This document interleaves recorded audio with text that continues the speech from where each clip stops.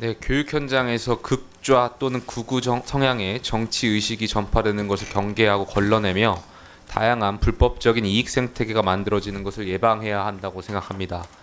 본 의원이 생각했을 때 리박스쿨 사건은 학생들의 교육 활동에 극우적 의식을 전파하며 그 단체 대표는 교육부의 정책자문위원으로 활동하는 등 국가 교육을 문란케 한 시도로 보이고 있습니다.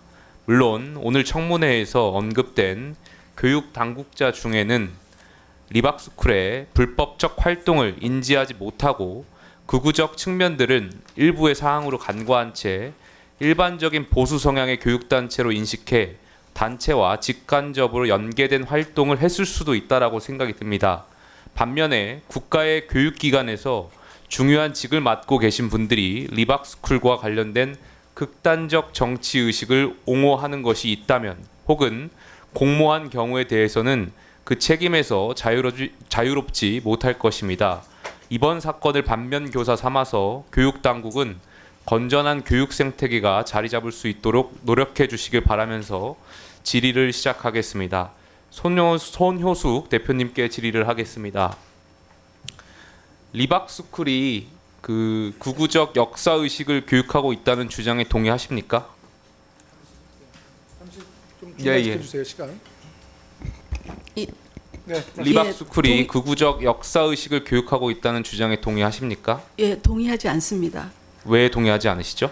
저희는 대한민국의 역사적 정통성 그리고 자유민주주의의 기본 가치에 뜻을 두고 그것을 가르치기 위해서 노력해 왔지. 그것이 어떻게 보면 대한민국 건국과 그리고 세계적인 그 보편적 가치, 전 세계적으로 2차 대전 이후에 150여 개의 신생국이 있었는데 그 중에 이러한 기본적인 질서를 가지고 대한민국이 성장해 왔고 또 많은 것들을 성취해 왔기 때문에 그것을 우리의 역사의 정통성으로 생각하고 또 대한민국의 정체성이고 그리고 기본 가치로 알고 있고 그 건국과 또 건국에 따른 발전 또 민주화 그런 과정들을 저희가 가르치고 있기 때문에 저희는 극우라고 생각하지 않고 정상적인 교육이라고 알겠습니다. 그 생각을 이승만 합니다. 박정희 전직 대통령의 공과 과에 대해서 설명해 주실 수 있습니까?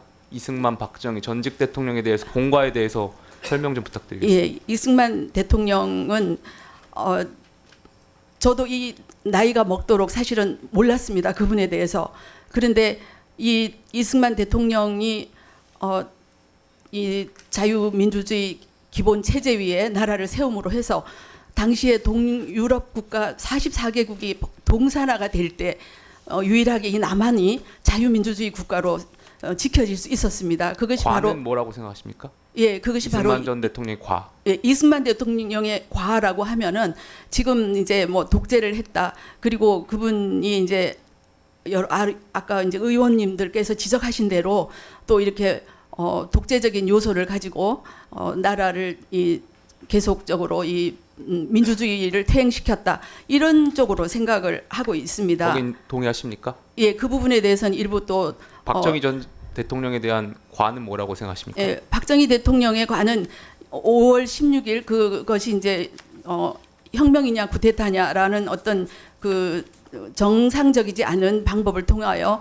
이 정권을 탄생시키는 그런 역사적 과정을 겪었다는 거, 그 부분이 이제 과라고 생각하고 이분이 그래도 5,000년 대한민국 그 한반도에 가난을 물리쳤던 분이시다. 그래서 우리가 이렇게 산업화에 성공할 수 있었다라고 하는 것에 저희는 이제 그 중요한 공적으로 생각을 하고 있습니다. 그 리박스쿨이 댓글 조작 활동을 했다는 것을 동의하십니까? 댓글 조작 활동 부분은 지금 제가 경찰 수사를 받고 있습니다. 그래서 수사 중이기 때문에 성실하게 임하고 결과가 나오는 대로 처벌을 받든지 이렇게 하도록 하겠습니다. 예, 알겠습니다. 들어가셔도 좋습니다. 네. 이수정 교수님 잠깐 나와 주시겠습니까?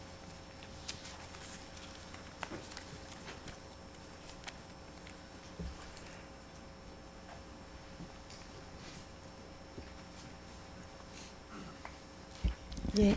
예, 그 손효숙 대표를 교육부 정책자문위원으로 추천할 때 기준은 무엇이었습니까? 예, 그 당시 교육부가 정책자문위원회를 구성할 때 목적을 각계 다양한 직종과 다양한 성향의 분들을 자문위원으로 모셔서 여러 계층의 의견을 이제 정책에 관한 의견을 듣겠다. 그리고 정책에 관해서 잘 모르는 분들이 많기 때문에 학부모나 교사나 여러 시민들에게 정책을 홍보하는 그런 소통과 홍보의 역할을 좀 많이 부여했습니다. 그래서 제가 저에게도 추천을 해달라고 했고, 그래서 제가 좀 뭐 일반 시민들이나 단체들 잘 모릅니다. 그래서 학계 교수님들이나 제가 아는 교육 관계자들께 추천을 해달라고 했고, 그분들께서 몇 분 손 대표님을 추천을 해서 제가 그 의견을 그대로 전달을 했습니다. 만약 지금까지 알게 된 사항으로 봤을 때 당시로 돌아가시면 다시 정책자문위원으로 추천하시겠습니까? 지금 뭐 그런 데는 상황에서는 여러 의혹이 아직은 정확하게 뭐 수사 과정에 있긴 하지만 조금 치우쳐 있는 여러 가지 교육 행태들을 좀 볼 때는 추천을 하기가 좀 어려울 것 같습니다. 예, 좋습니다. 들어가도 좋습니다. 장신호 총장님 잠시 나와 주시겠습니까?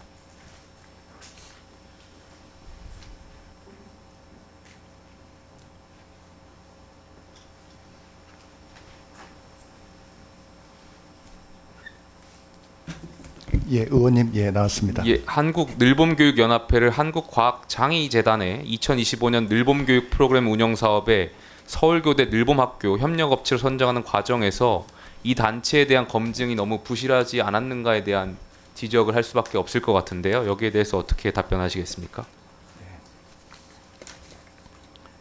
예, 오전에 제가 말씀드렸던 것처럼 한국과학창의재단의 그 사업 그 요구에 따라서 저희는 그 좋은 프로그램과 그 전국 단위의 강사풀을 확보하고 있는 그 업체 7업체를 절차에 따라서 공정하게 그리고 투명하게 모든 업체에 똑같은 기준을 적용해서 그렇게 그 협력업체를 선정을 했고요.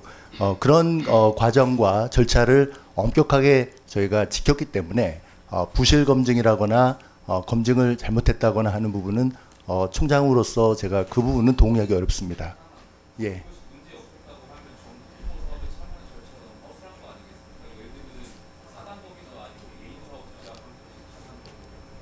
예, 그 부분도 오전에 말씀드렸는데 저희가 이제 국세청 자료를 보고서 그 부분이 1인 업체임에도 불구하고 그렇게 이제 단체인 것처럼 해가지고 이제 냈던 부분은 저희가 그때 그렇게 받았던 거고요. 이제 나중에 사단법인이 아닌 것을 확인하고 이제 문제점을 후에 저희가 발견하게 된 부분은 유감으로 생각합니다. 네, 김명태 의원님 수고하셨고요.